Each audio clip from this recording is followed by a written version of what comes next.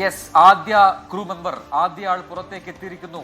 Integrity എന്ന ഈ ഒറയൻ പേടകത്തിൽ നിന്നും ആദ്യ യാത്രികൻ, അത് യാത്രികയാണോ യാത്രികനാണോ എന്നുള്ളതിൽ കൺഫർമേഷൻ വരേണ്ടതുണ്ട്. ആദ്യ ആൾ പുറത്തേക്ക് എത്തിയിരിക്കുന്ന അയാൾ ബോട്ടിലേക്ക് കയറിയിട്ടുണ്ട് എന്നാണ് ഇപ്പോൾ ലഭിക്കുന്ന വിവരം. ഇതാ നമുക്ക് കാണാം, ദൃശ്യങ്ങളിൽ കാണാം. ആദ്യ ആൾ പുറത്തേക്ക് എത്തിയ ബോട്ടിലേക്ക് അവരെ മാറ്റിയിട്ടുണ്ട്.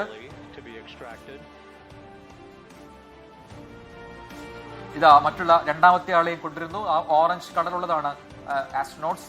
അവരെ രണ്ടാമത്തെ ആളെ ഇപ്പോൾ റിക്കവർ ചെയ്ത് ഇപ്പോൾ ആ ബോട്ടിലേക്ക് മാറ്റിയിട്ടുണ്ട്, റാഫ്റ്ററിലേക്ക് മാറ്റിയിട്ടുണ്ട്. ഓരോരുത്തരും പുറത്തേക്ക് എത്തുമ്പോൾ കൺട്രോൾ സെന്ററിൽ നിന്ന് വലിയ കരഘോഷം ഉയരുന്നുണ്ട്. വലിയ ആവേശവും വലിയ ആഘോഷമാക്കി മാറ്റുന്നു ഈ മൊമെന്റിനെ എന്നുള്ളതാണ്. 2 പേർ പേടകത്തിന് പുറത്തേക്ക് എത്തി. അവർ ഇപ്പോൾ ബോട്ടിൽ ഇരിക്കുന്ന കാഴ്ച നമുക്ക് കാണാം. 2 പേർ പേടകത്തിന് പുറത്തേക്ക് എത്തിക്കഴിഞ്ഞു. മൂന്നാമത്തെ ആളെ പിക്ക് ചെയ്യാൻ പോകുന്നു. അതിനുള്ള കാത്തിരിപ്പാണ്. 2 പേർ പുറത്തേക്ക് എത്തിക്കഴിഞ്ഞു. 2 പേർ കൂടി ഇനി വരാൻ ബാക്കിയുണ്ട്. അതിനുള്ള കാത്തിരിപ്പാണ്.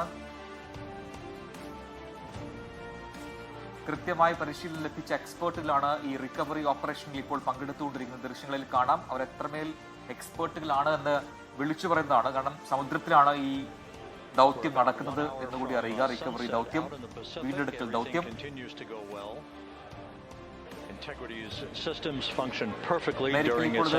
അസ്തമയ സമയമാണ്. അവിടെ 7:30-ക്കും 8:30-ക്കും ഇടയിലാണ് അസ്തമയം ഉണ്ടാവുക.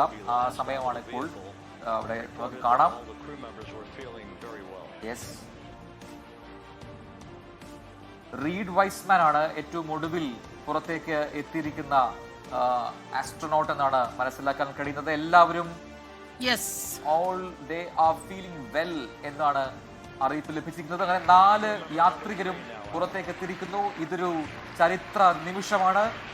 ചന്ദ്രനെ ചുറ്റി മടങ്ങിയെത്തിയ 4 പേരും ഇപ്പോൾ അഭിമാന മുഹൂർത്തത്തിനാണ് നമ്മൾ സാക്ഷ്യം വഹിക്കുന്നത്, ലോകം സാക്ഷ്യം വഹിക്കുന്നത്. 5 പതിറ്റാണ്ടിന് ശേഷം ചന്ദ്രൻ അരികിലെത്തിയ ആർട്ടിമിസ് 2 സംഘം വളരെ സുരക്ഷിതമായി തന്നെ എല്ലാവരും പുറത്തിറങ്ങിയിരിക്കുന്നു.